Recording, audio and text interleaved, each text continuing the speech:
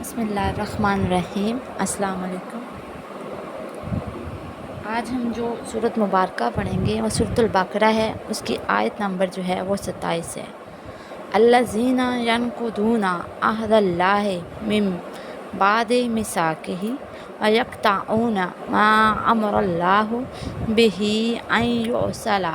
ویفسدون فی الارض اولئک ھم الخاسرون۔ جو توڑتے ہیں اللہ کے عہد کو اسے مضبوط کرنے کے بعد اور وہ قطع کرتے ہیں ان رشتوں کو جو اللہ نے حکم دیا ہے اس کا کہ وہ جوڑے جائیں، اور وہ فساد پھیلاتے ہیں زمین میں، وہی لوگ ہیں نقصان اٹھانے والے۔ اب یہاں پر اس آیت مبارکہ میں عہد سے مراد اکثر مفسرین نے وہ عہد جو ہے الست لیا ہے جس کا ذکر سورۃ الاعراف کی آیت نمبر 172 میں ہے، یعنی کہ اللہ تعالیٰ نے انسانوں کو پیدا کرنے سے پہلے آنے والے تمام روحوں کو جمع کر کے ان سے پوچھا، کیا میں تمہارا پروردگار نہیں ہوں؟ سب نے اللہ تعالیٰ کے پروردگار ہونے کے اقرار کر کے یہ عہد کیا تھا کہ وہ اللہ تعالیٰ کی اطاعت کریں گے۔ پھر اس آیت میں عہد کو پختہ کرنے سے مراد بظاہر یہ ہے کہ ہر دور میں اللہ تعالیٰ کے رسول آتے رہے جو اس عہد کو یاد دلا کر اللہ تعالیٰ کے خالق و مالک ہونے پر دلائل قائم کرتے رہے۔ اس عہد کی ایک اور تشریح بھی ممکن ہے، اور وہ یہ کہ اس سے مراد وہ عملی اور خاموش عہد ہے جو ہر انسان پیدا ہوتے ہی اپنے خالق و مالک سے کرتا ہے۔ یہ ایسا ہی ہے جیسے ہر شخص جو کسی ملک میں پیدا ہوتا ہے وہ اس ملک کا شہری ہونے کے ناطے یہ خاموش عہد کرتا ہے کہ وہ اس ملک کے قوانین کا پابند ہوگا، خواہ زبان سے اس نے کچھ نہ کہا ہو، لیکن اس کا کسی ملک میں پیدا ہونا ہی اس عہد کے قائم مقام ہے۔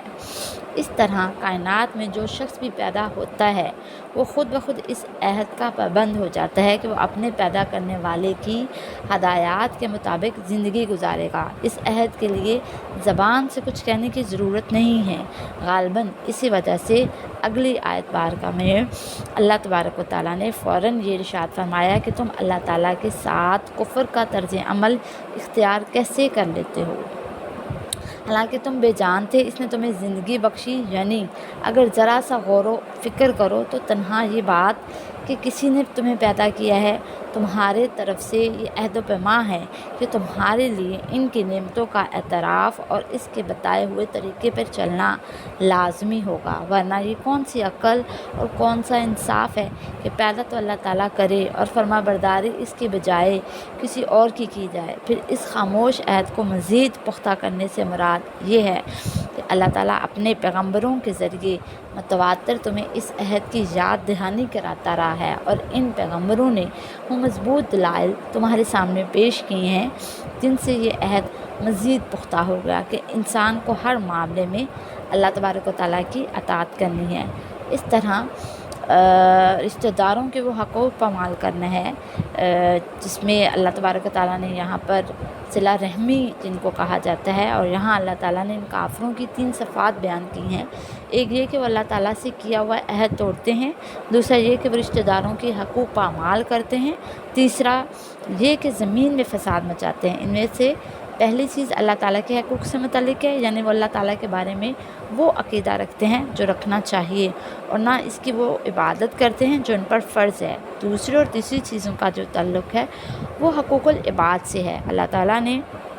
مختلف رشتوں کے جو حقوق مقرر فرمائے ہیں ان کی ٹھیک ادائیگی سے ہی ایک پاکیزہ معاشرہ جو ہے وہ وجود میں آتا ہے۔ اگر ان رشتوں کو کاٹ کر باپ بیٹے، بھائی شوہر اور بیوی ایک دوسرے کے حقوق پامال کرنا شروع کر دیں تو وہ خاندانی نظام جو ہے وہ تباہ و برباد ہو جاتا ہے جس پر ایک صحت مند تمدن کی بنیاد قائم ہوتی ہے۔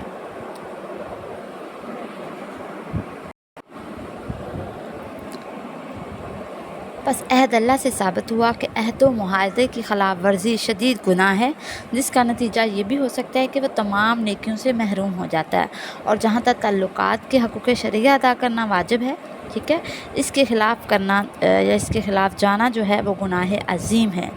اور جن تعلقات کو قائم رکھنے کا شریعت اسلامیہ نے حکم دیا ہے ان کا قائم رکھنا ضروری اور قطع کرنا حرام ہے۔ غور کیا جائے تو دین و مذہب نامی ان حدود و قیود کا ہے جو حقوق اللہ اور حقوق العباد کی ادائیگی کے لیے مقرر کی گئی ہیں،